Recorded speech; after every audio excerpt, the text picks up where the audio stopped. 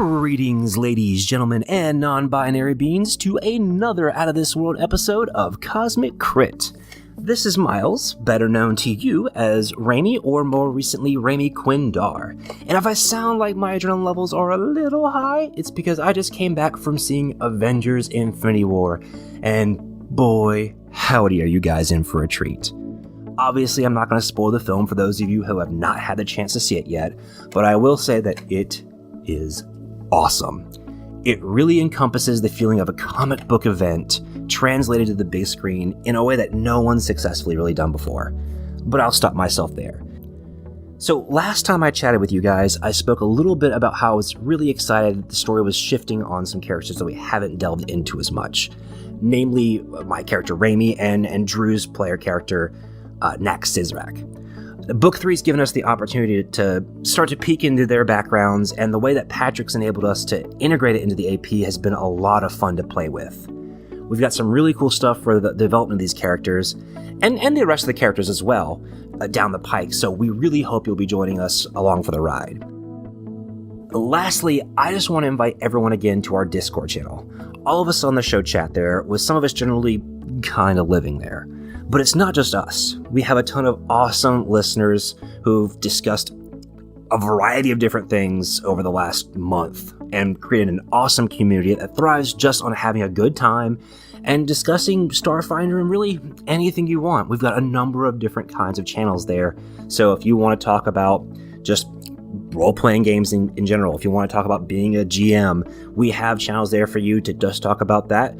I mostly live in the general chat where I talk to pretty much everyone every day and have a blast.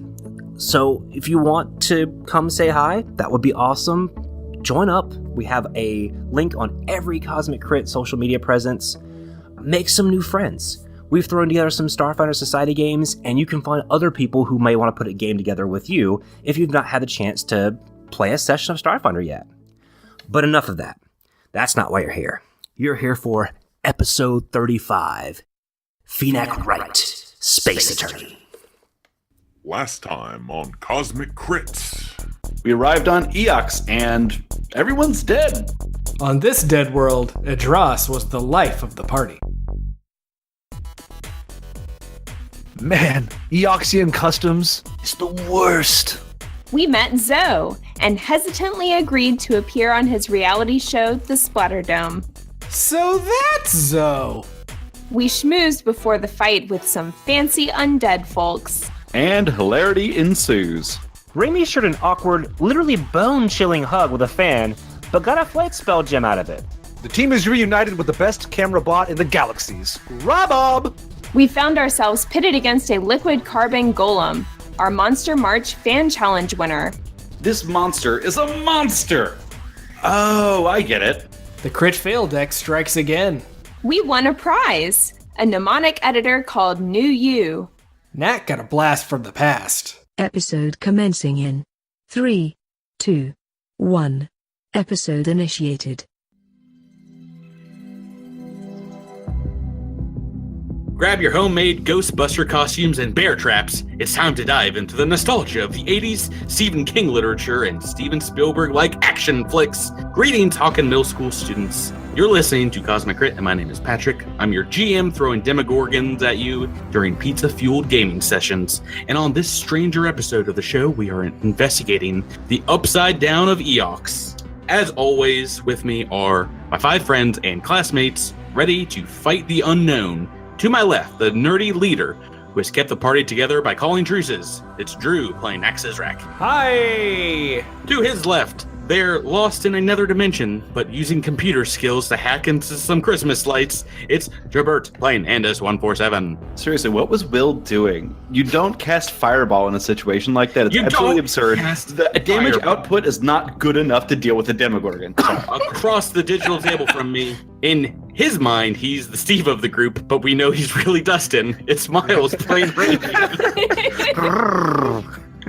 To his left, a seemingly sweet child with psychic powers that can set you on fire with her mind. Rebecca playing Alindra Vallis. Hello. And finally, to my right, more deadly than Nancy with a gun or Steve with a baseball bat, it's Tyler playing Idras Varanus. Yeah.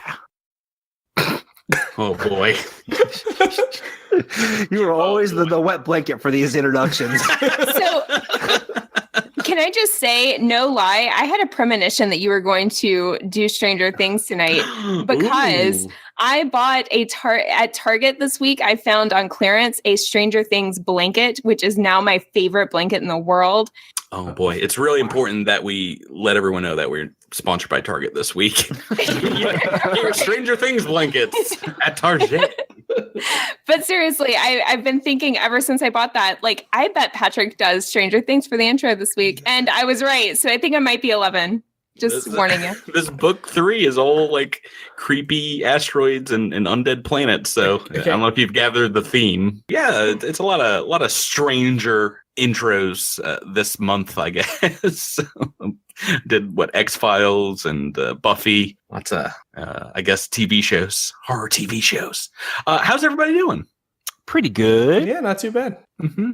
Pretty crazy episode last week. I was trying to think of the way to integrate the March Monster Competition winner into an episode, and that's what I came up with. I just wanted to take the time to thank our grand prize winner again, Colin, who made the liquid carbon golem, made for a fairly harrowing fight. 8 bleed damage on that operative trick attack. But yeah, real quick before we start this week's episode, I wanted to take some time and shout out our runners-ups to the competition. You guys remember some other ones that you voted on? The Kruku, which was submitted by our super fan, who very much wants Knack to die because it specifically devoured Yosoki. Yes, definite runner-up, because as much fun as that would be on the podcast, a monster that specializes in eating Yosoki like popcorn chicken, it just didn't work for that fight.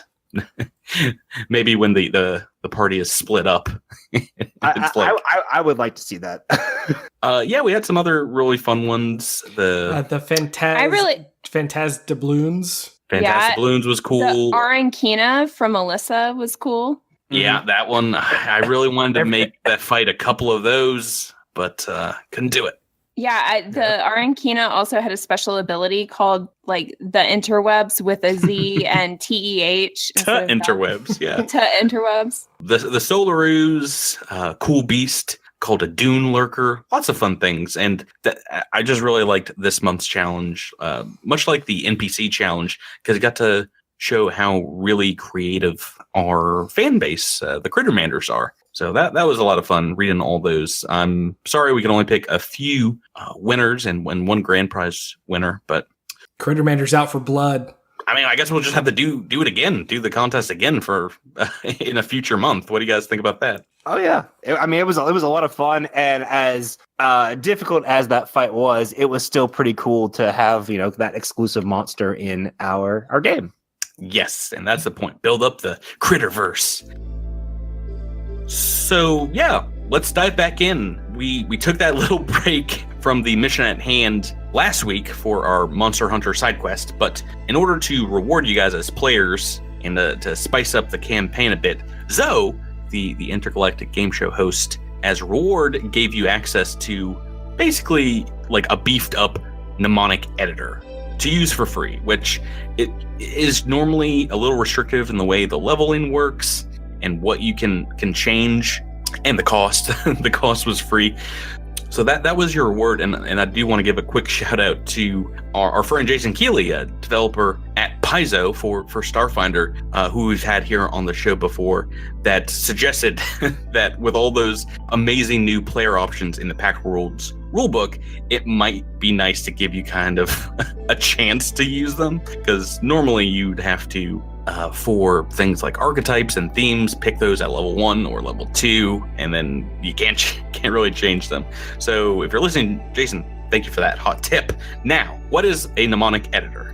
In a lot of other games, including Pathfinder, there's basically a way that you can retrain your characters. So retrain your feats, retrain skill ranks and hit points and things like that. But if we want to go back and change some of those things in Starfinder, it takes this magical and technological device that you plug your character into that remaps their brain, makes these different neural pathways, and that allows you to make alterations to your sheet, your character sheet. So let's just talk about it out of character. What has changed as we get into this episode with you guys' characters? Little changes here and there. We've talked about them since last week. Do you mind, Jabert, if we start with Andis?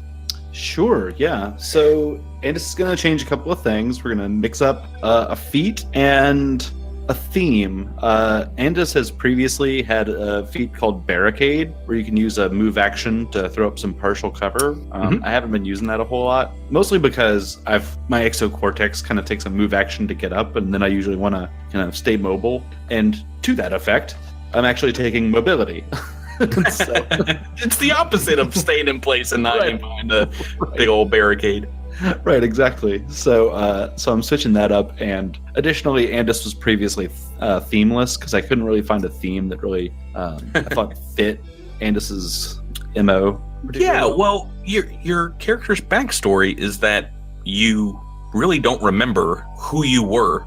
You know, Right. you've got this blanked out space, so that made sense to me. I was like, oh. That actually works with who Andis 147 is. Yeah, that was when you brought up the new mnemonic editor. That was sort of exactly where my head went. Was like, oh, what if this is like something that Andis is sort of just remembering that's emerging out of their past? And so I'm really excited about my theme. It's going to be a roboticist. It's from the Pack Worlds book. Bonuses to computers, +1 to int, that sort of thing. I saw that when the book came out, and it has an android like in the artwork, right? That looks honestly a little more like kind of a robotic construct, but it is very similar to what I was sort of imagining Andis as. Exactly. So, Well, it's like a blue figure, if memory serves right. Yeah, it's like blue, kind of metal plated, sort of. Just so like how many Andis. Yeah, how many signs do you need to take that theme? Right. Let's go on next to Rebecca with Alindra. Yeah, I really am not changing that much. The only thing that I am doing is changing one of my feats. So the first feat that I took when I first created my character, and I wasn't sure what to do with her, was improved initiative. But I've found since Classic. I've found since then, though, that other members of my party are really better served to be at the front of the initiative order. So I would rather use that feat slot for something more beneficial, if you will. Yeah, so I went with improved combat maneuver, which I'm applying to the bull rush, which means I figured that was coming. right, which means that I can have a better chance of succeeding at my stellar rush bull rush maneuver, which will be awesome. It's a +4 to that. I also have recently discovered that my piddly 3 ranks in computers is not doing much good, and I have a lot of people with me that know computers a lot better than I do. A little. Yeah. Got a couple of computer users in the party. Yeah, so I'll let them do the computer thing. And I reshuffled those ranks into things that were better suited to my character. Yeah, the mnemonic editor just like snap, you've forgotten years of boring coding classes on Castrovel, and now what do you put them into? Let's see, I did 1 in Intimidate, 1 in Athletics, and 1 in Physical Science. Awesome. Yeah, that makes a ton of sense. So you're just writing those memories over with times where you were studying the heavens, or maybe when you were running through the jungles of Castrovel being chased from Yurix. And yeah, now you're better at those things. It makes tons of sense to me. Yeah. Let's go to Miles next. Raimi. Right. So Raimi opted not to mess with his mind, but how instead, dare you? Why would you slap a gift horse in the mouth, Miles? Because he's going to take them up on the augmentation. Ah, okay. Yeah, so I realize that I can't force you guys to change your characters, but I can tempt you with other fun things like augments. Yeah, so he is going to get some ocular implants. Oh, right. What kind? There's a few different eyeballs you can plug in. I think I'm gonna go with the wide spectrum ocular implant. Okay, yeah. So you already have these goggles. They are a fixture to your armor, but these will, in addition to giving you just regular low light vision, like even without your goggles. You also can see infrared and ultraviolet light, and it gives you a +2 bonus to perception checks to notice, things that only the red violet light spectrum can't. Right. And while it doesn't quite grant me dark vision, in darkness I can see significant sources of heat due to that infrared vision. Right. I'm sure that will be very useful on a planet of undead right now, but maybe in the future. He's a long-term thinker. It's not just about right now. There are 3 books after book 3, so I get you. What about Tyler at Dross Veronis? Yeah, so I kind of had I knew what when we got this opportunity, I knew what we wanted to do, but I struggled coming up with how to interpret it for the characters. So, I mean, one of the things that has been in Adross's story is this increasing connection to the divine between what happened back in Castravel and just everything that has happened since then. And so I really wanted that to come through mechanically and not just in the story. And so the Pact Worlds did release an archetype that allowed me to do that. And so I am going to take the Divine Champion archetype, and that gives me access to a lot of really cool things. But how I kind of see it is that when he comes out of this machine, he's going to have a much closer connection to his deity, but he's not going to be sure why. I think there's going to be something that he sees in there, and he's not sure, like, was that the goddess, giving him a sign or connecting to him, or was that the machine? Like, he's just not going to understand, was that real, was that not real? But he is going to understand that he kind of has some new powers now. I mean, this is basically we're eternal sunshine of the spotless mind, all of you guys right now. we're just wiping out big chunks of your personality and changing it up. Me, except for Miles. Miles is the only one, or so he thinks. Maybe it's all a giant simulation. We'll talk more about like what it means in character terms. Right now, we're really just talking about mechanics. Mechanically, let's go on to Drew. What's happening with Knak Sizrak? Well, Knak, with the revelation of the last part of last episode, has a number of changes coming his way, some of which I'm not quite ready to share yet, but I think will come out over the course of this episode. I've changed some feats around. I'm no longer having the extra resolve points just because it was only adding 2 anyway, and have a decent number of resolve right now. I can always pick that up the next time we get a feat.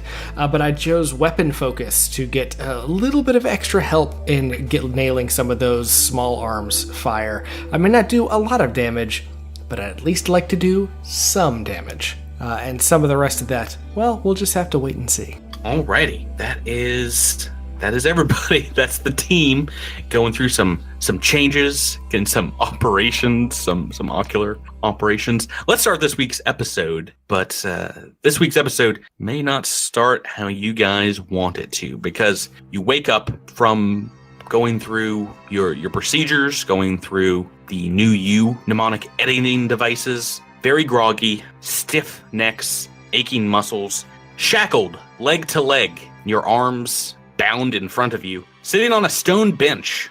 A cloud of chemicals still fog your vision and your thoughts. Focus in your eyes. Too much results in your vision blurring. Looking around you seem to be in a wide tomb. The number of rows of stone pews behind you, and in front of you, against a large facade of stone carved from the walls, is an architecture that looks like the front of the room is this massive alien ribcage. A dais and raised throne sit before you. A wall opens to your side, and in walks a 12-foot tall skeletal creature in ornate robes the color of charcoal, shimmering in the few sources of light in this room. He's massive and moves with the jerking, slow motions of an old creature barely able to lift its own weight. Behind you, a number of undead creatures begin to file in, and as quiet as the grave, take seats along the benches. Ghouls and bone attendants quietly coming to rest. Why don't you guys make a culture check for me? You can add 7 to my 13. Ooh.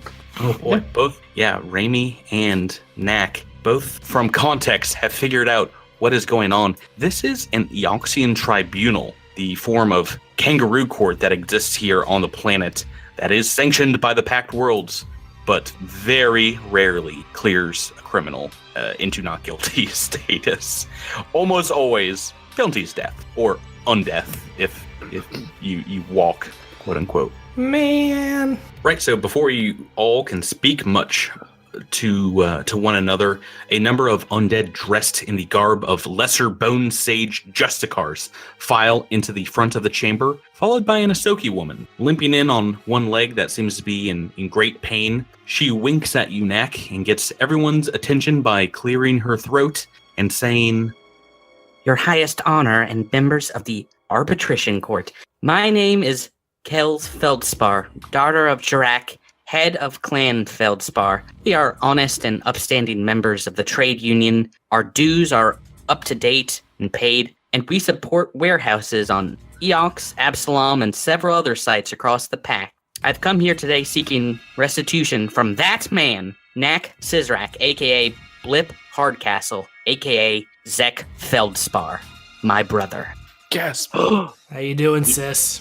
He embezzled over 2.4 million credits from our family's accounts, nearly bankrupting my poor sick father. We had to shutter operations and lay off workers, including some from this very city of Orpheus. He's the worst kind of con man. He's a cheat, a swindler, and doesn't hold loyalty to anyone or anything except himself. He turned his back on his family, and in turn, we made this terrible decision to disown him and exile him from this side of the diaspora. And today I'm here to beg for mercy for Zek Feldspar. I ask for mercy for him since a death sentence in this case is too good for my brother. He deserves to live knowing the pain he's caused in this world.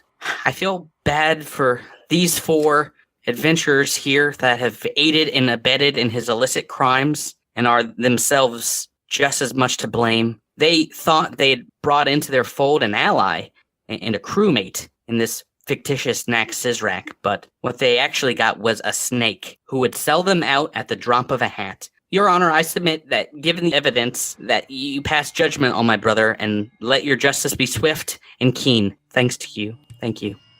She takes her seat after sneering in your direction and sitting daintily on the opposing stone bench. The massive undead judge raises a hand woodenly, motions towards the 5 of you, and says, I want to hear from the accused. You have but one chance here. Do not waste it.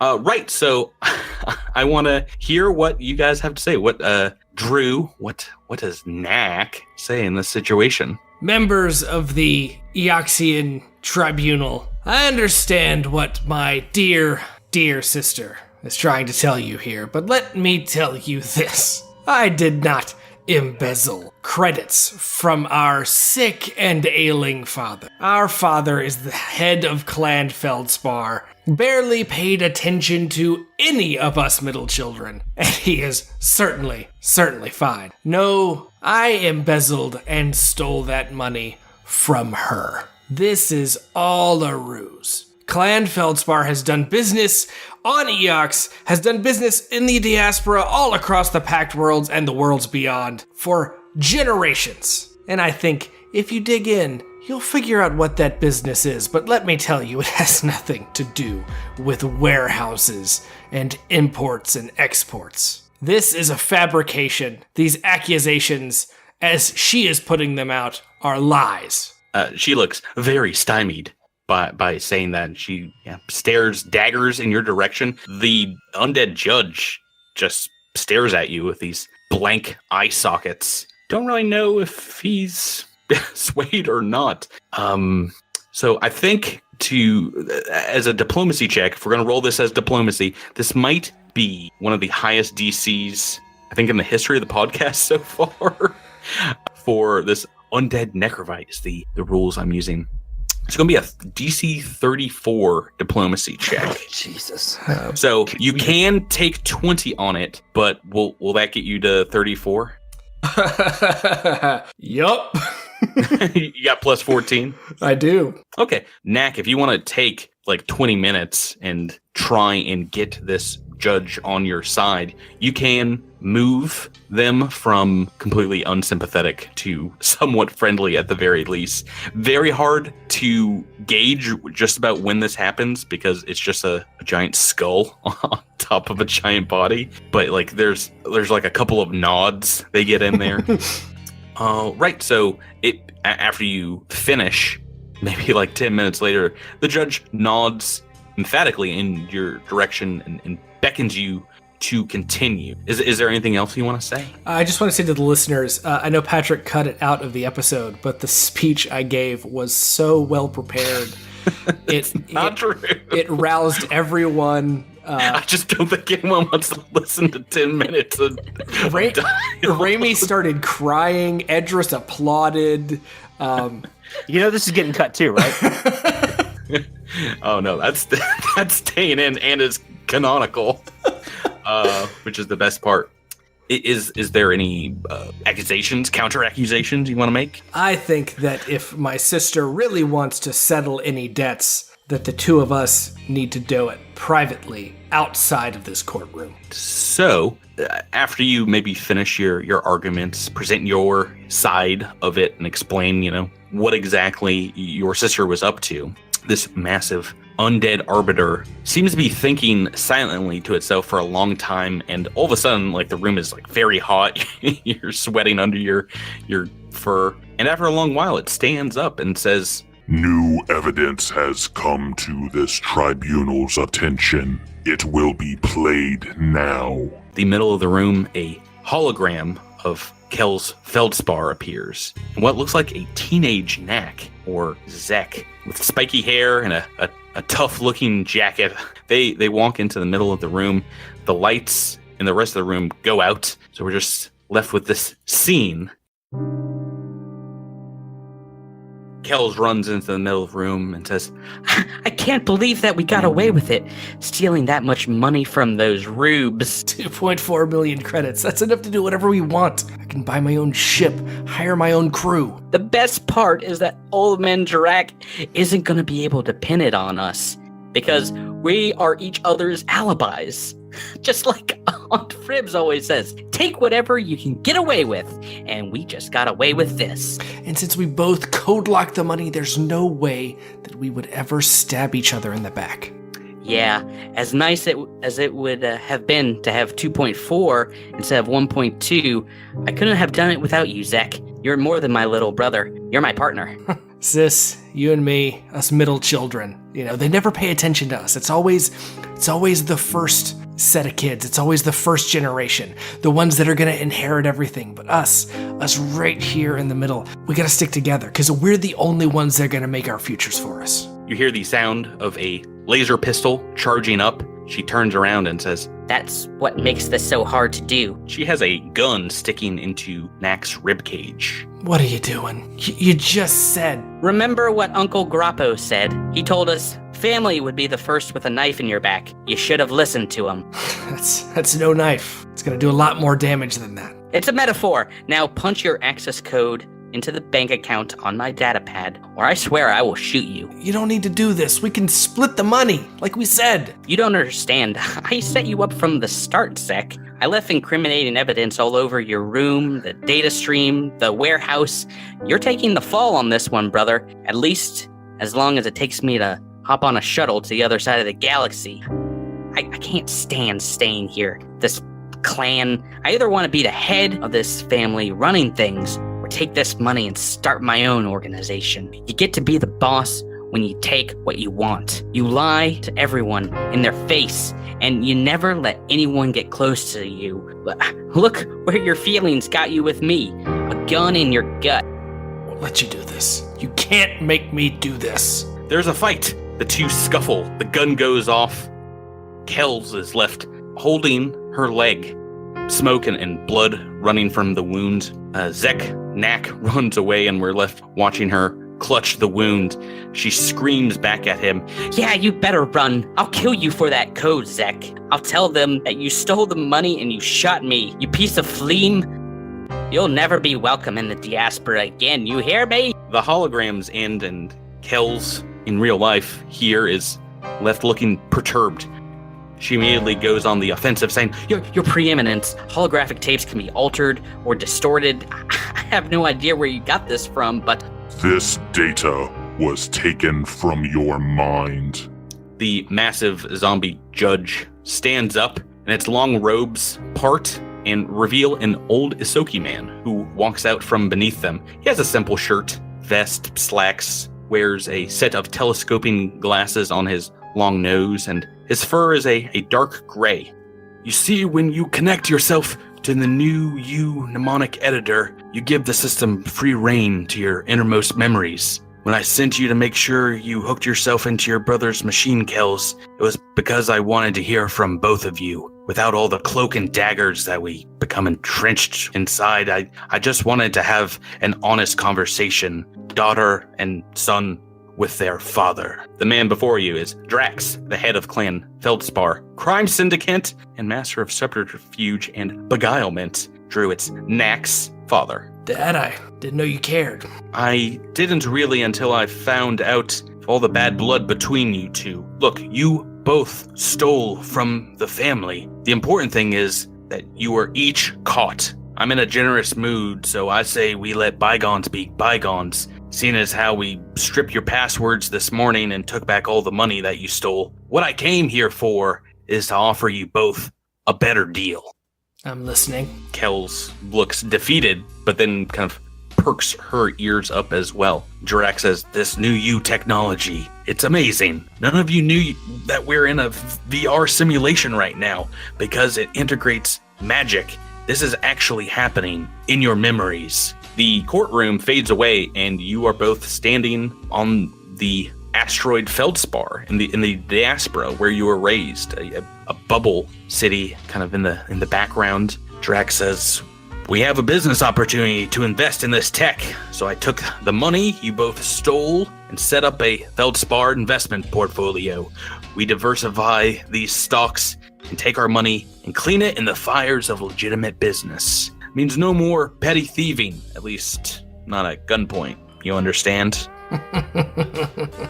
I like the sound of this. Kells nods emphatically. It's like, Yeah, legitimate. So, where do we come in? What is our role in all of this? well, first, you both need to agree to disagree about these past slights and injustices, so we can all get back to being a family business again. We take money from the poor schlubs in the free market that don't know the real score. What do you say? We change Clan Feldspar into Feldspar Incorporated with all of you as board members. Kells. She's looking down at her feet ashamedly, and just kind of like nods, kicking at some rocks on the asteroid. It's been a long time. I've spent so long away from home, away from family, away from anything that I ever cared about. I mean, I didn't realize it until I looked at the calendar, but 2 years have passed. But I think I'm willing to let bygones be bygones. I'm sorry, Father. I'm sorry, brother. I just wanted to have it all, just like Grandpa Meagles used to say. You can't make a smoothie without killing some friendships. I'm okay with going legit. Well, legit. And Knak does air quotes. Your father and sister both laugh, and Drax says, "All right, then, cool. Glad to see you both bury the chrome hatchet. Knak, your age. You guys are both almost teenagers, so it's time to start acting like it." Kells, your sister, says, Sorry, Knak. I guess Father's correct. It was a bum thing for me to try and knock you off. I hope you can forgive me. As many times as any member of our family has ever tried to kill another member of our family, I don't know why I didn't expect it sooner. She leans in close, giving you a pat on the back, a little like half hug, and whispers in your ear, But if you think that I'm not going to be gunning for CEO of Feldspar Incorporated, then you're sorely mistaken. I'm going to be on the board of the directors within the end of the week. She wanders off on the asteroid and de-reses from the simulation, as do Alindra, Andis, Raimi, and Adros. You guys were there. You're gone now. And Knak, you're left alone with your father in the confines of your own mind. Well, this has been a day. Guess I better adjust my my vocal stimulator to get a little more of a corporate voice, a little more legit, because can't use the old one in a boardroom too often. Am I right? Yes, I believe so. It does sound a little creepy, but you can overcome that. You've got the gift of the gab, just like your mother before she passed. She always wanted us to work together, She was a sentimental one. Had us into a rob from the rich and give to the poor operation for a number of years. I might have got the family name from my dad, but she was the one that made it synonymous with grifting and legitimate thievery. Zek, now I know you've been doing work with these Starfinders under this name, Knak Sizrak. I know that it would be good PR if you kept up with them. We are ready for our public offering in a few months, so it would be great if you were ingratiated with the society at that time. I think it would go a long way if you went 100% on the straight and narrow, really show the world that we're not just thieves and cut purses.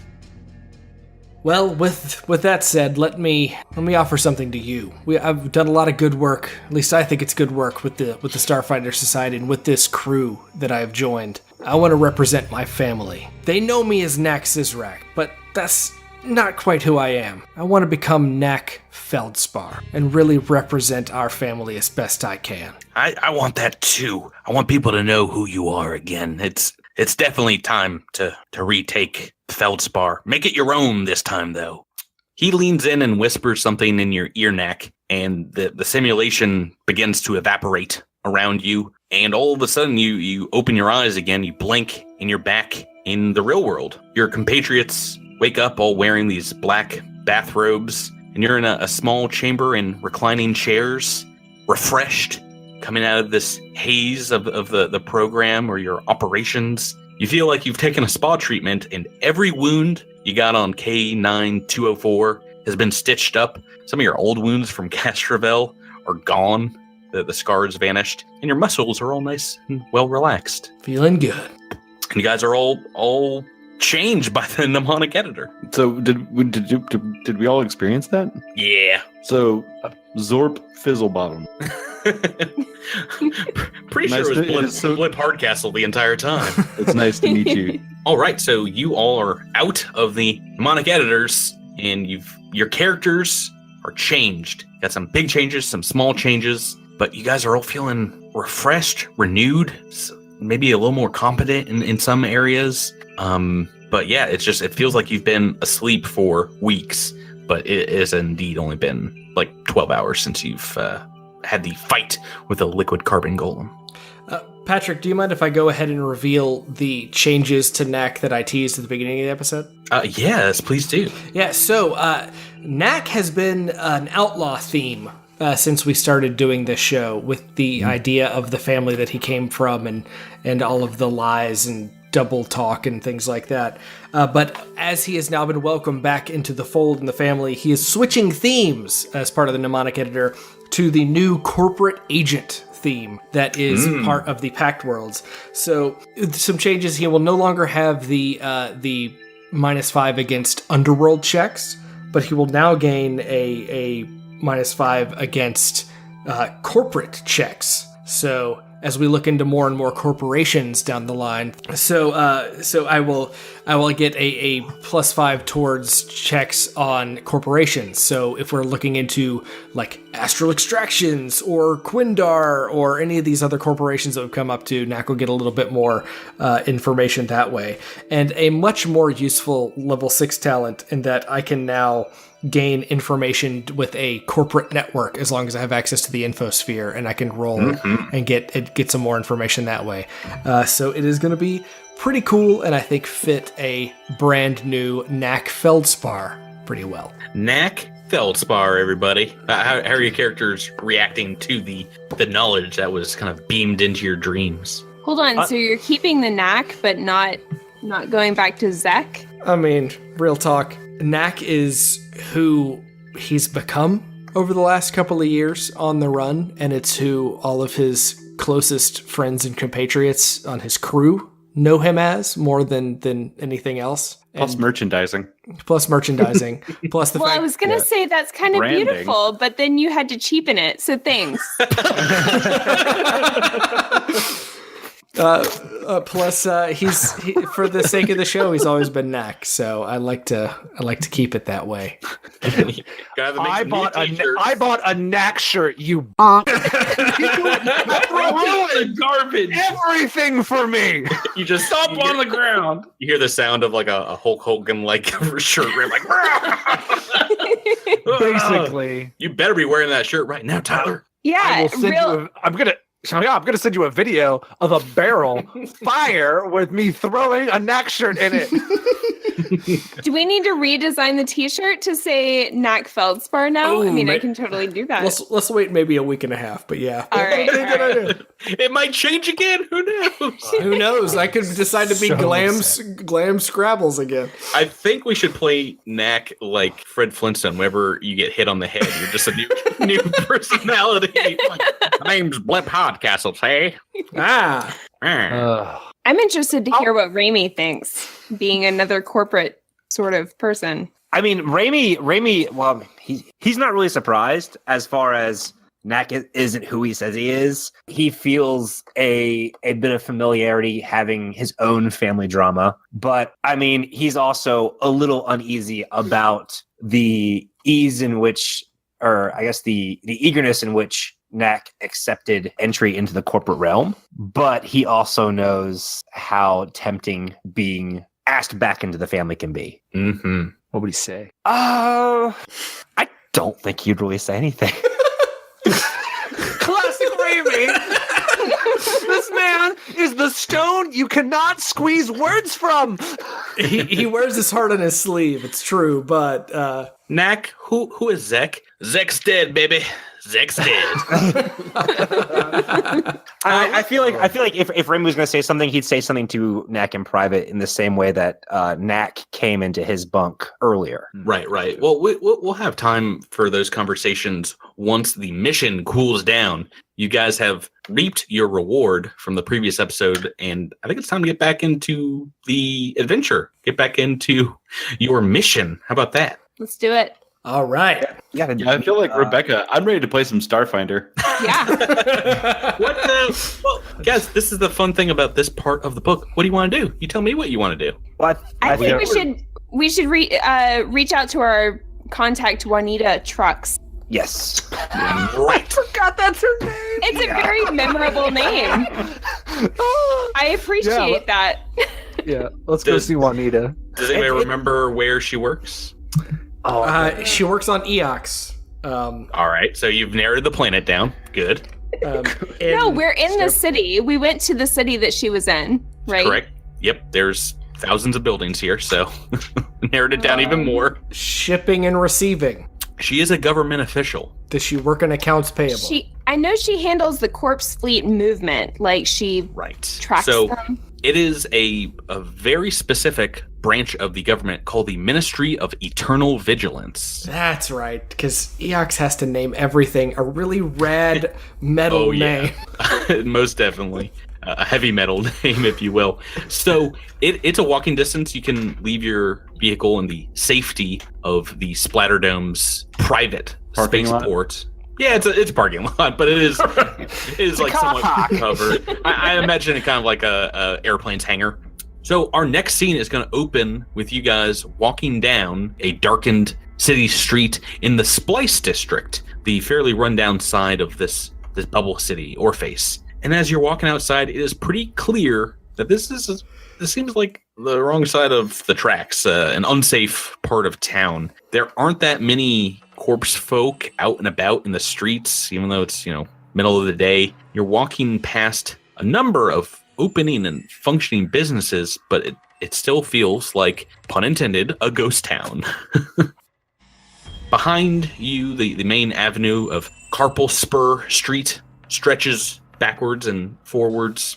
You see a colossal factory site, a necrograph factory, and it seems it has these signs hanging along its barbed fence that reads Flesh-Worn Fabrications.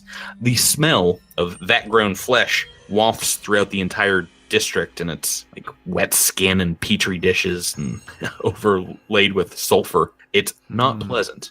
They gave me literal chills, by the way. So Ooh. yeah. Behind the factory, you see a ziggurat of apartment complexes, huge slums that you may know that it's just these coffin-like apartments where the city's poor live in their undeath existences, oftentimes paying off massive debts to corporations or the Eoxian Ministry of Taxation. Right, so as you guys are walking towards the Ministry building, you see a half-orc zombie, flesh sloughing off the side of its face, shuffling up to you on your side of the street. What do you do? Jerry, good to see you, man. Who's at the head of the party? Who's leading the way? Dross. Yeah, Edros. You guys, I mean, like, I get why. That's still pretty mean. I'm so happy. So happy it's Tyler. Tyler, can you make a Dross give me a reflex save? Dross, what's your step? My reflex save just improved a lot by 2 because of my archetype. So I am happy to make it. Hopefully this all pans out. And you got Watch Your Step from Knak Feldspar. Oh, look at that. How about this? How about a hot 21? Excellent. Or plus 2 is 23. Even better than 21. So you and the zombie do that thing where you keep trying to pass one another on the street and like keep bumping into each other. So you go left, he goes left, you go right, he goes to the right side. I just trying to get out of the way. Just to the right. No. It's a Mickey. Make up your mind. Make up your mind. It sniffs in your direction, looks you all over while it stands aside and just lets out a grunt, lets you pass. And you hear, as you walk by, muttering under its breath, it says, Damn breathing tourists. Maggot breath. Oh, what's that now? Oh, that's you heard me. I called you a maggot breath. Go back to your own planet. Go back to your own grave. Remy just gives him the finger. No, 3 episodes in a row. What's happening? The 3 for. So you all get to the Ministry of Eternal Vigilance, and it's a large 2-story building. Stands out amongst many of the other dilapidated buildings here on this block, as the Ministry is made of black and gray bricks, kind of made to last. Rust-covered metallic support bands cross its walls.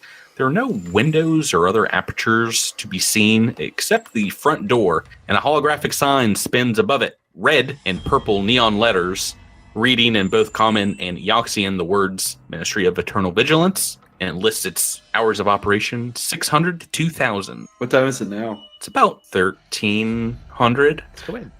Should we ring a bell first, maybe? It's unlocked. Oh, okay. We just walk in. Okay. Inside, you find a long hallway with a couple of doors. It looks like one side there's a small conference room.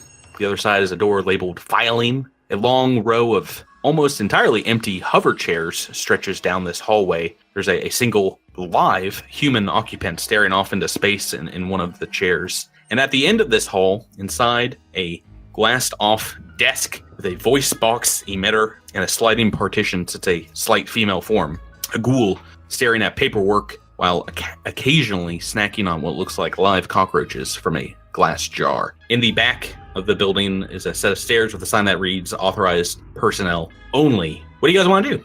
I guess Andis walks up to the person sitting at the desk and says, Hello, we're here to see Waneda Trux. So the ghoul behind the counter points to a sign without looking up from her computer screen. The sign reads, Please take a number and wait to be called. There's a small box that stands opposite her desk in the hallway, and it's got a big red button on the top of it. Andis walks over and pushes the big red button. A coin pops out the bottom into a small silver tray with the number 271 stamped on it. Okay. I walk over to the human and I ask what his number is. 270. Oh, well, that's good. Is there anywhere listed what number they're currently serving? There's not. How long you been here? Couple hours. Okay. Andis takes a seat in one of those hover chairs and starts spinning. Is there anything else we can see in this area, like a door, computer system that we might be able to remotely hack with Andis or anything like that? No, not really. Can we explore other parts of the building while we're waiting? You can see into the conference room, but it is locked. Oh. Remy and Andis start having hover chair races down the hallway. That's true. That's canon. Unfortunately, they are extremely slow. They go, yeah, you'd probably be We're faster. extremely bored, so that's fine. Right. I can race a slow thing. That's fine. The human waiting in the chair just shakes his head in your direction, scoffs. So friend, what are you waiting for in here? What brings you what brings a living, breathing soul to Eox?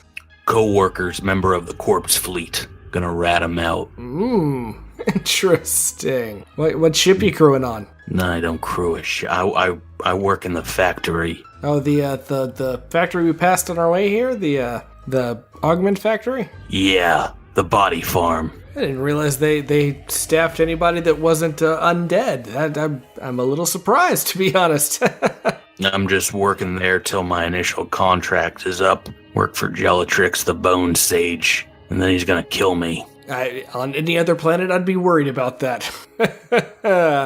Yeah, finally get out of this awful body. It'll raise me back up as a ghoul, and then I can just kind of, be dead. When you become a ghoul, what are you gonna do? Well, I'll tell you what I'm not gonna be doing. I'm gonna stop sweating and eating food, and longing for procreation. I just can't wait to be done with this living thing. He'll continue on to talk about his coworker. So he says, I just want to tell the ministry, as is my duty, and my coworker, old friend Zell, is as disloyal as they come.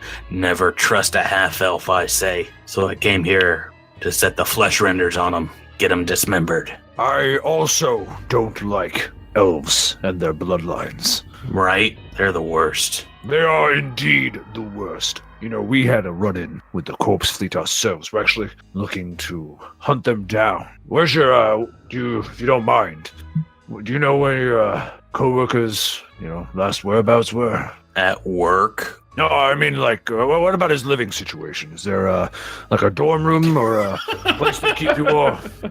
He goes back to talking to Knack. Drew, why don't you give me a sense motive check? That is a 23. I'm going to go ahead and throw my expertise die on that for a +2. 25. He's definitely lying about his coworker being in the corpse fleet. He doesn't even believe it. So yeah, just here to tell them that his coworker works for the corpse fleet. The name's Shan Golding. Nice to meet you, Shan. So, I got a question for you.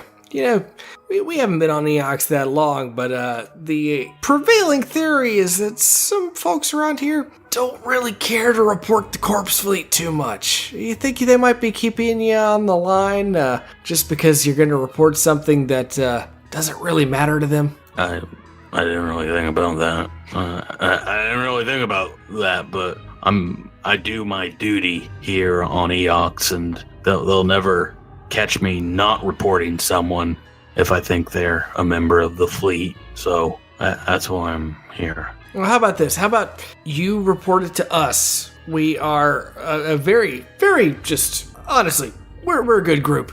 We will report them for you and make sure we know you. Shan, right? Shan, give me your last name one more time. Golding. Shan Golding. We will make sure that we report your coworker for you. Make sure you get all the credits so you can become a ghoul and never have to worry about living and breathing again. Why don't you make a diplomacy check? Ooh, it's a 33. It's a 19 on the die. So he kind of nods along and is like, you aren't too bad for lifers. The woman behind him kind of perks up and is like, number 270.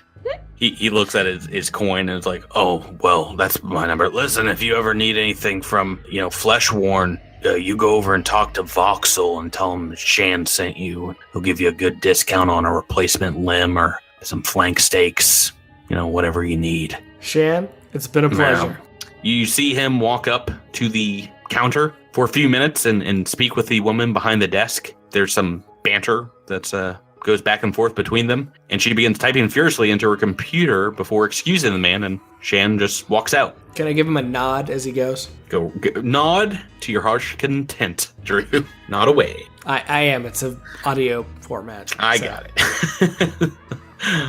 Right, so about 20 minutes later, the figure behind the desk calls your number and says, please state the nature of your report to the ministry today. Fill out this form and describe, sparing no details, the nature of the corpse fleet interaction that you, your loved one, or your pet have witnessed without leaving out any pertinent dates, names, times, locations, dimensions, or other salient details that might help to retain the glory of Eox for 1,000,000 years. I have a headache. We were actually here because we were sent by the Starfinder Society to meet with Waneda Trux. Starfinders, are ya? Yeah, I guess that bug from the Society sent you. I told him that 99% of what gets reported to me is junk. Just false accusations, spurious lies. Heck, I have a set of neighbors that reported each other's weekly activities on a monthly basis for the last 3 years. Newsflash, they're both really boring and have zero corpse fleet connections. My name is Waneda Trux. Pleased to meet you. It's wonderful to meet you. I think that we actually did have some run-ins with the Corpse Fleet. Did we take that Corpse Fleet badge off of that body in the Star Eater spine? I think Edros did, right? Yeah, I did. Yeah. Can He'll you- just slam it down on the table. Yeah. Oh boy, Corpse Fleet insignia. They mass-produced 11,000 of those. Do you want? I can get one from my desk too. Well, I mean, we have witnesses. I mean, we have 5 witnesses here who can tell you what we actually ran up against.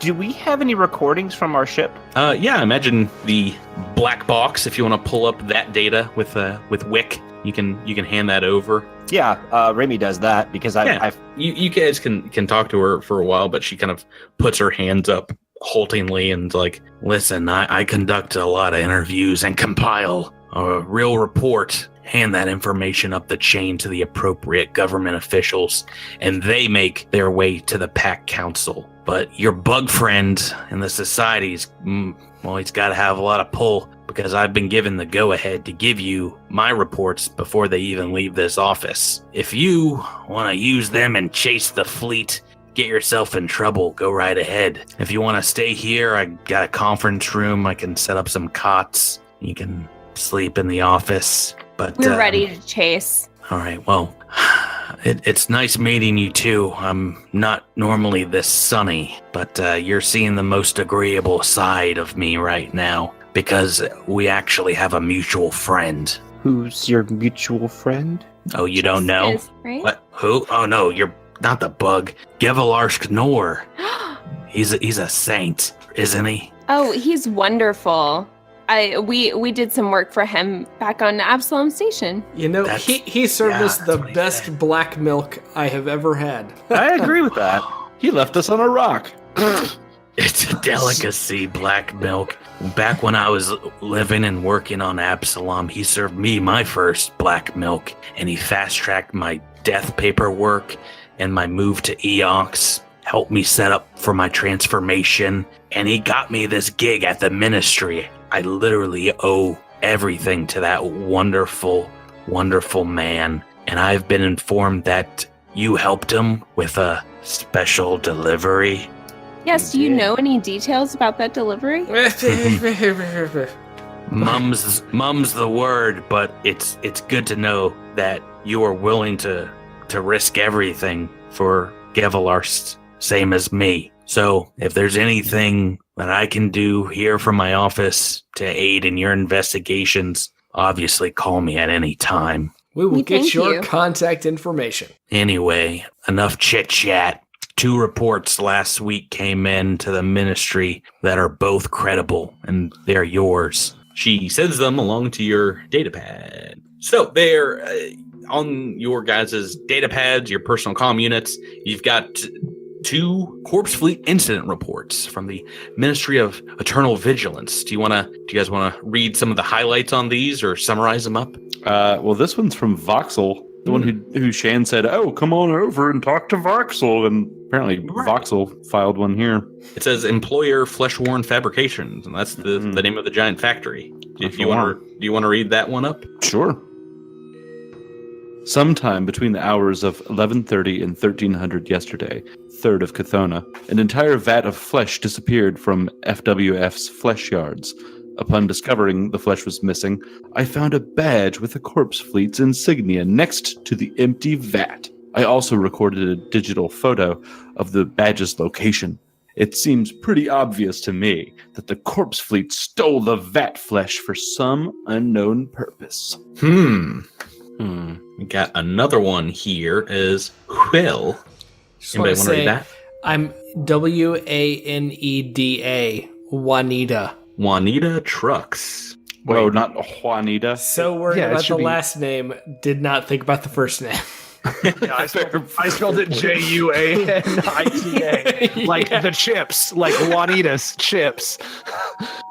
Anyway, this report was filed by Gretel Rappender, a bone trooper, a retired Navy trooper, and it says, incident of suspected corpse fleet activity on or around 0000 on 4th Kuthona.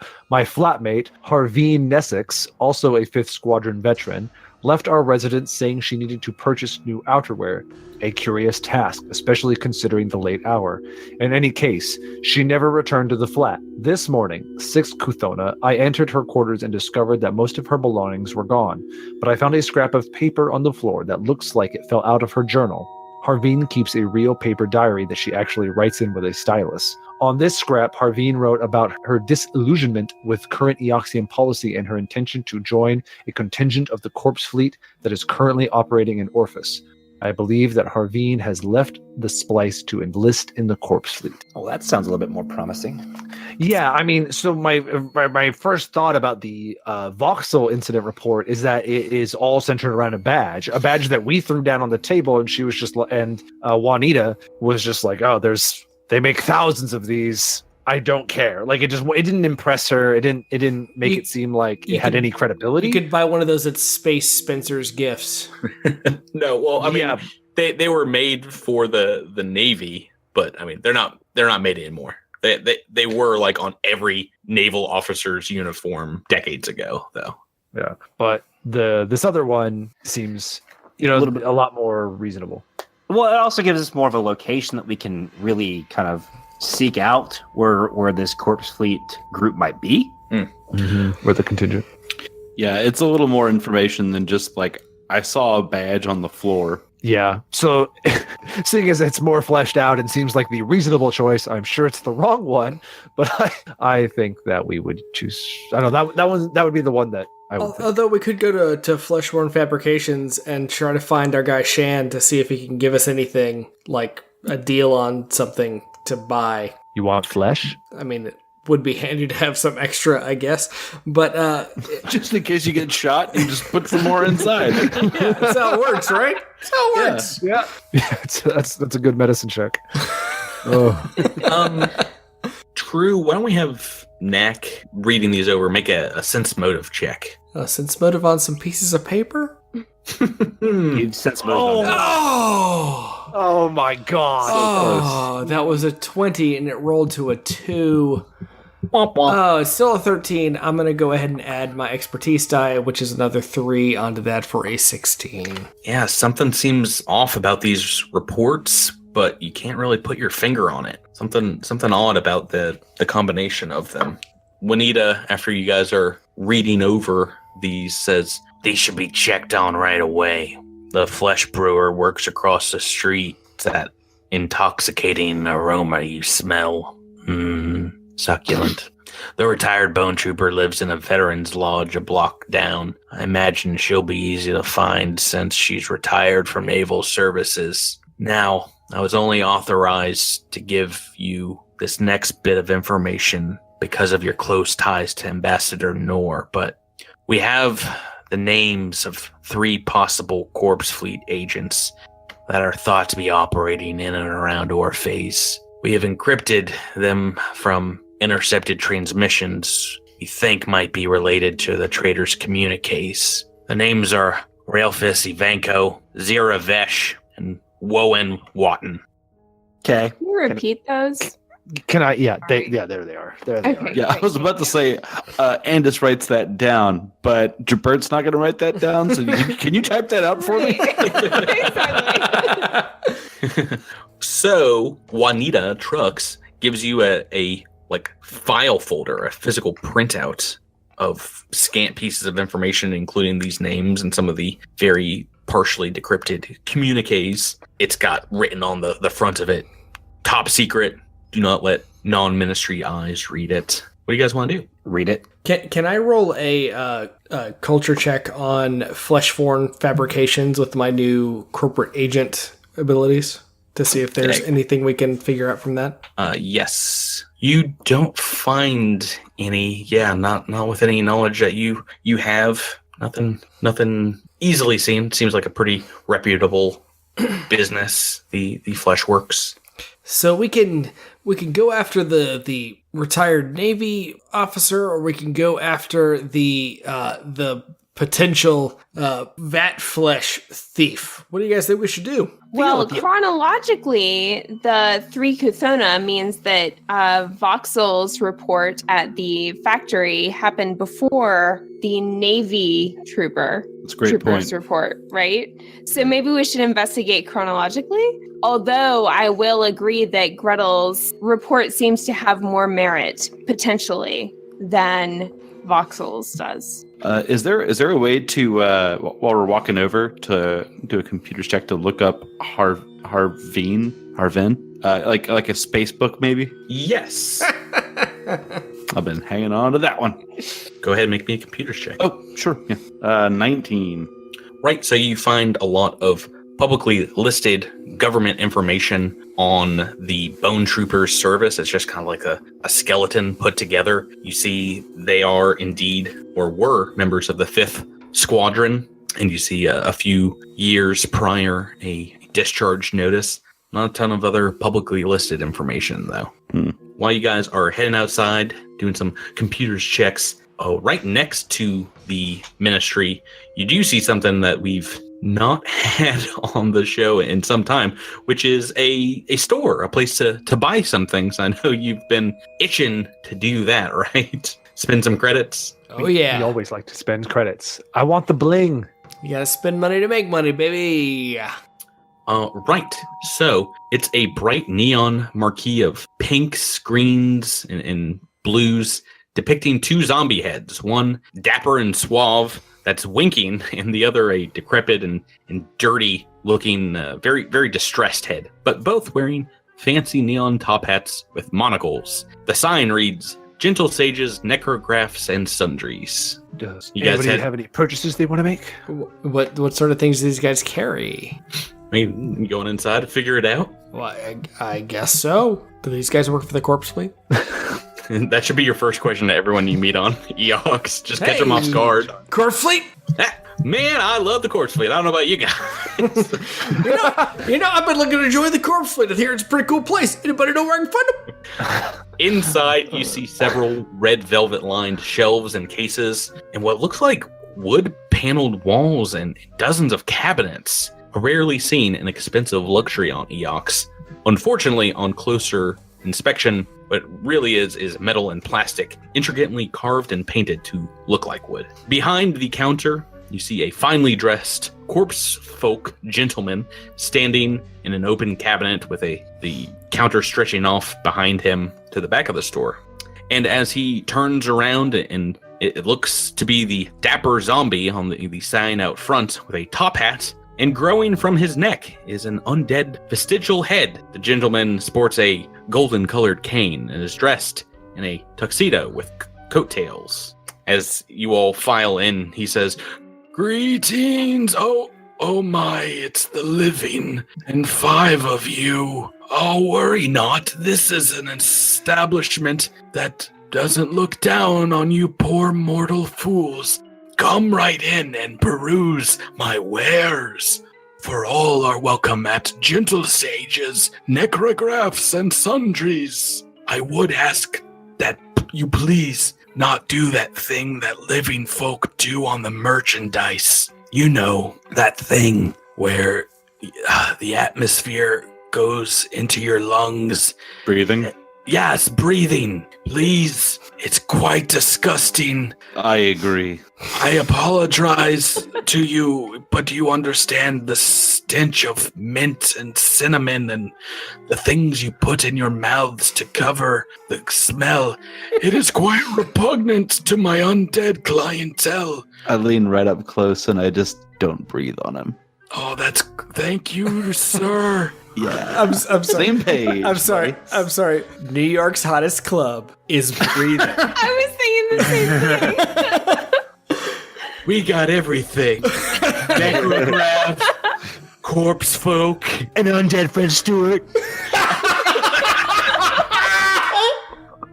Wow. The callbacks. What's an undead French Stewart? It's that thing where the thing where Miles murders Frank Stewart. Oh my god. We have fun here. Right. So you have some purchases to make. We've talked about them for a while, but I just realized I kept pushing them off because it was like, oh, there's a space combat episode, and then you have to fight this monster. But we'll talk about them a little, maybe off air when you start to use some of these things you buy. But after you make your purchase, the corpse folk, who introduces himself as Jonesworth the Gentle Sage. He's like fitting, maybe. Did anyone buy armor? I bought an armor module. Right. So he's like installing it into Knak's armor and is like, a fine selection, good sir. I will have my personal assistant ring it up for you. The small vestigial head jutting out of his neck suddenly opens its eyes and mouth and goes,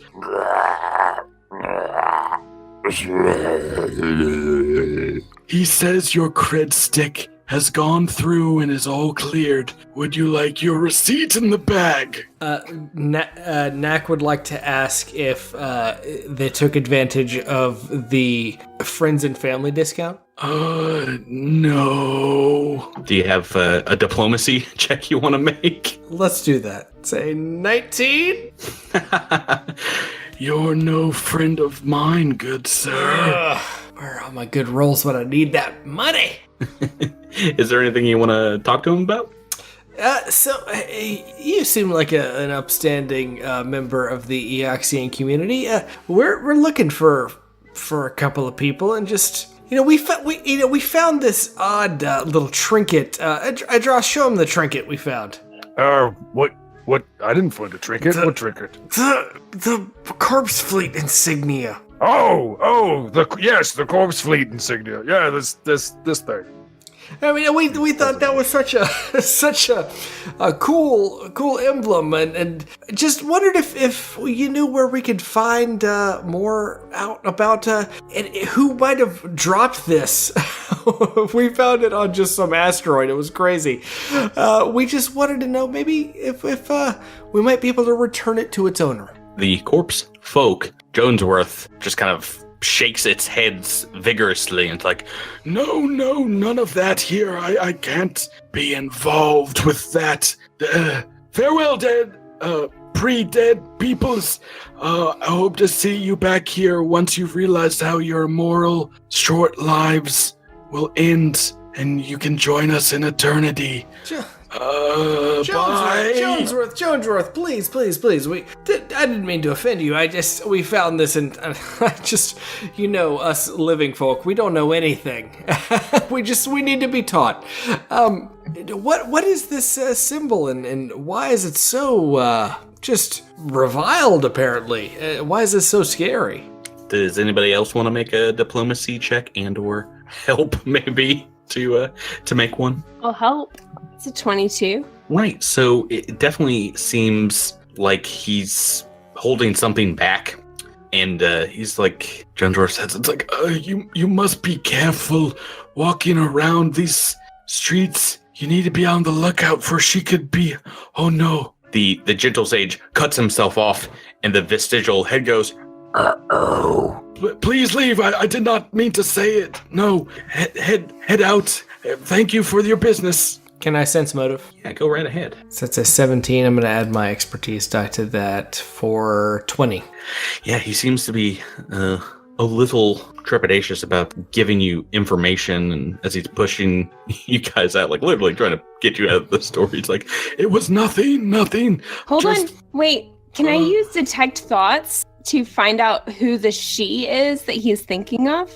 Go right ahead. Let me make my willpower save. So, detect thoughts is for Lashunta. It's like the spell, the mystic spell, but it works, I think it's a little bit different. So it's like you're casting what's known as Lashunta magic. Let me see here. I have rolled a 10 on the dice. So for this first round, you can detect the presence or absence of thoughts on this creature. So as Knack is distracting Jonesworth, you can read surface thoughts of Jonesworth, the gentle sage, and you hear just going over and over this word, Marrowblight. Marrowblight. And it sounds like, yeah, he's worried for you guys in his thoughts. He's trying to get you out of here, so to keep you out of trouble. He's trying to steer us away from the factory. Is that correct? You don't have anything in his thoughts about the factory. Okay, so just in general from the planet. Like from everything. No, like out of the store, I think. Like he wants us to get out of the store. Mm-hmm. Oh. Stop asking questions because he feels self-conscious. He slipped up and said something he wasn't supposed to. Yeah, I bet. Call him out. What is this Marrowblight? What? I did not. Oh no! You all are in danger. It's not really a threat right now, but there is an urban legend. It's something that we don't really joke around though here in this place. It is said that there's a Marrowblight that lives beyond the edge of the city, out in the wastes, and every few months, whenever a living citizen would go missing or be attacked in the night, it's said that she is feeding. They call her Zaranthum or Trant, the flesh feaster. I didn't want to say anything to you because I know you living creatures are so susceptible to that biological emotional response. What is it called? You know, with the dilated pupils and the running away. It's on the tip of my tongue. Fear? Fear, yes, that's it. You're all so easily feared. Am I using that word correctly? In this situation, it would be scared. Does anybody know what a Marrowblight is? What check would that be? A mysticism or mysticism, indeed.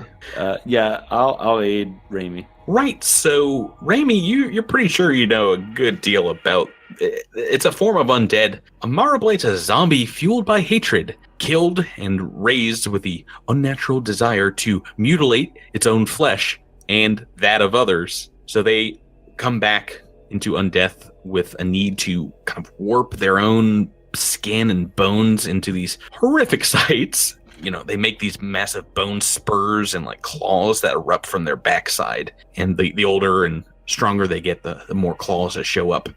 Why don't you guys give me a general intellect roll? And they can yay. Throw some clues together. Is this to recall information? Well, actually, yeah, we'll make it a recall information because this is something you've already read. Oh, and it looks like Lindra, a natural 20.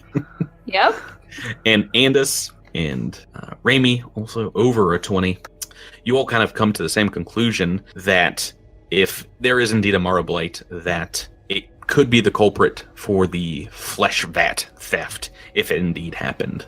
That is something that it would eat. And where is it supposed to be? Yeah, the rumor is just outside of the city, so not within the bubble city. Don't really know where. So we'd have to like leave the bubble and track it down somewhere in the wastelands. Yeah. Yes, if it's outside the city's limits. I think we ought to go and speak to Gretel soon because I wonder if Harveen, while it looks like she might be at fault, she may be a victim. I think that's reading a little into it. They seem to have some sort of relationship with the corpse fleet. I mean, maybe, but It's about a block away, so if you want to head there now, pretty easy. Yeah, let's book it. Let's go. So that's over here on this avenue, kind of going north, dissecting, and as you all walk over, it's still pretty quiet here in the city, even though it is in full sunlight. And you get to this thin, multi-level building that sports a rusty metal sign hanging in front of its door that should read 5236, but the last number has fallen askew, so it looks like a 9. And as you walk up, it's got the insignia of a Veterans Legion, and the door is slightly ajar. You hear what sounds like arguments coming from the inside. Perception check to hear what they're saying. No, Andis rushes in. Oh no, Andis!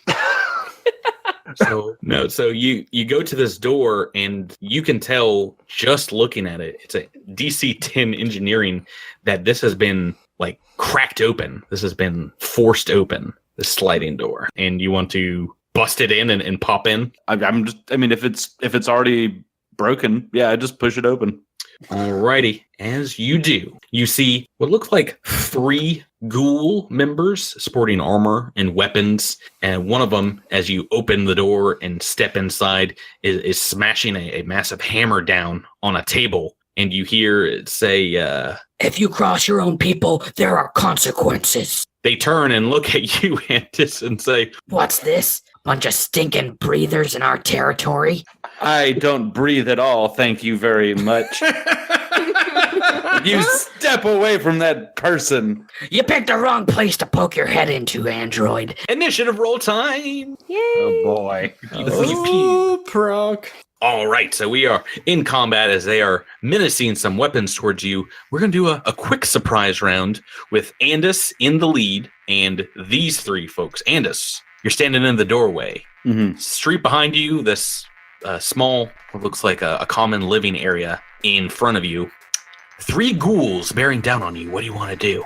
All right, what's the situation with the 4th person? Right, so why don't you give me a perception check? A wheel.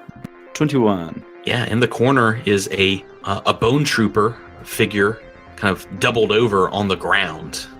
Okay, bone trooper. And that is that part of the Navy? Yeah, so you can probably surmise that this is someone that lives here in the house. Okay, right. And this is like a whole building full of people who are retirees from the Navy. Got it. Okay. All right. I'm going to step in and say, you get away from her. If this is Gretel, it is indeed she. Okay. Or was a she. Oh, well, you get away from her. And I quick draw my gun. Alrighty, so one of them goes to block the doorway behind you. The other 2 move right up into your grill in the normal turn order. At the top of the turn, Edros Veronis. Okay.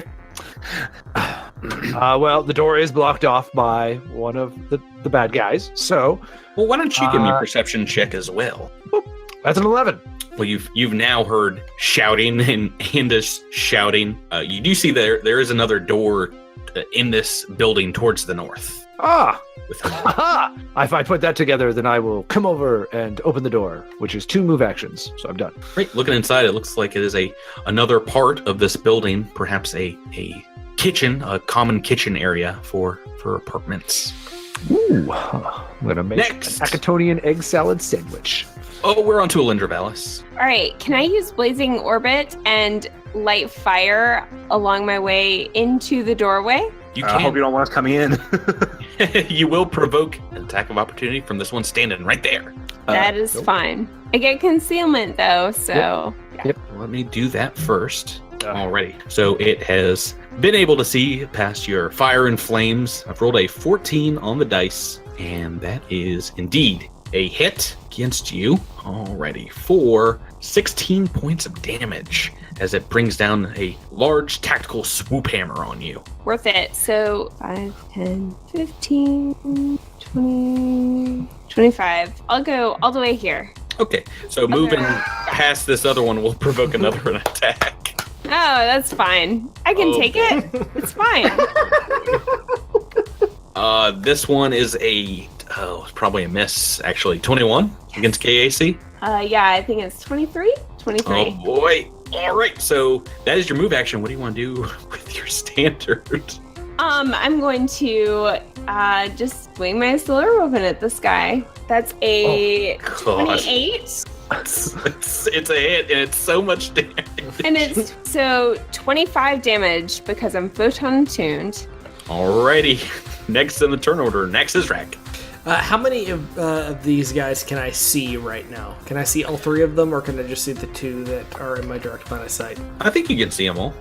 All right, so I would like to avoid getting into this fire, but I would like to shoot my Corona laser pistol at the closest one in the door and get him, which is a 20 to hit. Oh boy, yeah, no, you get him with get him, because that is a hit. And in the meantime, I would like to spend an RP to make get him apply to all of the enemies in my vision in 60 feet. All 3 of them. Okay, so get him is on them, and it is now their turn. They've got a few targets in this room. I think this one is actually going to move out to you next, Izrak, the one that you just shot. Oh, pronk. And these 2 that are inside are going to take on Andis and Alindra, our 2 A friends. Will the one attacking Knack be burned? Oh, yeah, that's a good point. It's got to move through that fire.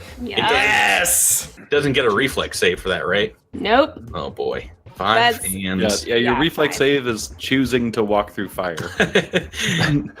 Go ahead and roll that again, because it's moved actually through one and into another. Oh, sweet. 5 and 5. 10. Yeah. Already. It's taking a good amount of damage. Yeah, it's not even near bloodied. So it's going to come right up to you, Knack, and it's bringing this... Actually, let's see what it wants to do. It's a little angry. It's going to bring its hammer down on you. And what is your KAC? I think I missed 2. My KAC is 21. Yep, roll a 4. That's a miss. And this one is going to try and attack Andis with its hammer. Alrighty, 15, so that is going to be a hit for 13 points of damage. And this one that has just been nearly cut in half by Lindra takes a look at her, and rage welling up in its eyes tries to answer that damage with its own hammer. Oh boy, I want the 20 so bad, everybody. I rolled a 12. That's a hit, and maximum damage, 21 points of damage. Answered. Damage answered. And that brings us to Andis 147. I am going to put to good use my new mobility feat. I am going to step through between those 2 guys and across the room next to the prone Bone Trooper. Bone Trooper. That's the one. I was about to say Bone Lady, but I don't think that's what it is. So they can make attacks of opportunity against me if they wish. They both no. One of them can. The other one already took theirs and is focused on Alindra. This one is going to try, and you get what, +4? +4. Oh boy, come on. KAC is 26. Oh no, that is miss 6 on the die. All right, and then that was red. That was red that just took that. That was the one that has not been hit nor hit anyone yet, I think. All right, then I wheel around and pop red right in the nog. That's a 23 to hit. That is a hit. All right, 16 points of damage. And taking this bottom of the turn order, another one on initiative. I'm so sorry, Miles. Remy Quindar. So Remy is going to attack the gentleman that is attacking Knack. Right. He's going to cast Caustic Conversion. Ooh, yeah. 15 on the dice. That is a hit. All right, so that is 12 points of damage. Let me just double check. Oh boy, do we have any acid immunity? No? Okay. that is need a hit. Or how much? 12 points of damage. Wow. And it takes an additional 5 acid damage at the end of its turn. Ooh, okay. Yeah, still up. And turn 2, Edros Veronis. Okay, Edros will continue to move into the room here and attack the one who... I mean, he's flanking with Alindra now, and he's going to go after that one. I will warn you, moving into the position there will provoke an attack of opportunity. Sure. This guy. Oh man, you guys just love giving them up, and I love taking them. Because I definitely won't roll a 1. Oh! Yes! Natural 1! Although these guys Critical miss. These guys are probably not going to trigger the crit fail deck, are they? Alright, so these guys are pretty high level. They're not equal to you all, but I did beef them up a little bit to make it a harder fight. So I want to use this critical fail. Yes! Yeah. Yeah. It is a melee attack submitted by Pithica. Thank you very much, Pithica. It's called May Your Blade Chip and Shatter. You accidentally catch your weapon on your opponent's weapon or armor in such a way that the weapon malfunctions or it lessens its effectiveness. So it gains -2 to hit Edros for the rest of the fight. It says 10-minute until you can take a 10-minute rest break. So this one that's like closest to Edros has now got this negative penalty forever. That's awesome. Awesome. Yes. So Edros, you can make your attack. For literally the rest of this poor sod's life. So I'm flanking with Alindra plus get him, which means a +4 to this attack. Here we go. Jeez Louise. That's good. I probably needed it. I rolled pretty bad. I rolled a 3, but that's going to bring it to a 19. A 19 is a miss. Oh, no. Yeah, just a miss, because I beat these bad boys up. They're a little faster normally. You don't get to roll a 3 and hit me. I know, right? Get I that out know. of my head. Literally a plus 16 to the roll. I couldn't pull it off. Alindra Valis, you are Okay, now so- flanking with Edros. Yeah, so I'm flanking with Edros, and Getum is on the one that is between us. Is that correct? Get him All is on three. all of them. Oh, okay, perfect, awesome. I'm going to do a full attack then. Attempt 1 was a 22. Plus, wait, nothing. A full No, attack. there's no negative Right, because got you. yeah, 22's a hit. awesome. So that's 24 damage. Okay, yeah, it's not looking too good. You're cutting into its undead flesh, All ripping right. through his armor. Let's see how the second attack goes. That's a 27. Oh no! Oh god! Oh poor guy. I'm assuming that hits, and Yeah. that's a 22 damage. He is decapitated. His head goes rolling across the room, and he's still trying to like shout stuff, even though he doesn't have any vocal cords attached. He's like, Oh my god. Poor guy. Edros just looks down, looks back up at Alindra and goes, I don't even know why I'm here anymore. Edris, do you want to go retire together? I know a place. I'm Island. Oh, I love islands. "Oh, we're not out of combat yet because it's next turn." All right, Nak is going to take a guarded step slightly to the right, and then no RP this time, but I do want to fire my Corona laser pistol and get him at the same time. So that is a 15 to hit. That's a miss, unfortunately. So yeah, this guy he wants that sweet Knack hide nailed up on his cool wall. This one is going to try feebly to attack Edros again. He's going to try and make 2 attacks. He just saw you try and cut down his friend. Let's do Knack first. This one's going to try. Okay, so I have a question. Did this guy moving towards me, does that give me an attack of opportunity? No, because he also did that guarded step that you hear so much about. And he's shouldering his massive hammer, and he comes at you with his teeth, bite you. And just a reminder, what is your KAC? 21. And I have rolled a 7. I've missed your KAC by 1. So he goes to bite, and you're able to just hold him off, like stick your gun butt in his mouth, push him back. This one is going to try and double attack Edros with this. Actually, let's see what he wants to do. Oh, he's going to try and bite Edros as well. Yeah, we got some bite turns in. So first one is, it's only a 20, so that's going to be a miss. And the second one, roll better. No, they both missed. Oh boy, not good for the GM, but probably good for you guys. Andis, next in the turn order. So if I'm looking at this correctly, I think I've got a clear shot to blue out there that's threatening Knack. I'll allow it. Yeah, you guys can see through this very large, kind of double doors. Mm-hmm. Easy enough. All right, then I'm going to track that fool and then take a shot with my laser rifle. Oh man, It wanted to be the 20, but I know. I could see that This one die was a 4, and it was like nudging up against the 20, trying to knock it over. Oh, 3D dice. That's a 15 with get 'em. What is that? Yeah, with tracking? No, that's a myth. No, that's 15 with tracking. Raimi Quindar. Raimi's going to cast Magic Missile against the guy attacking Knack.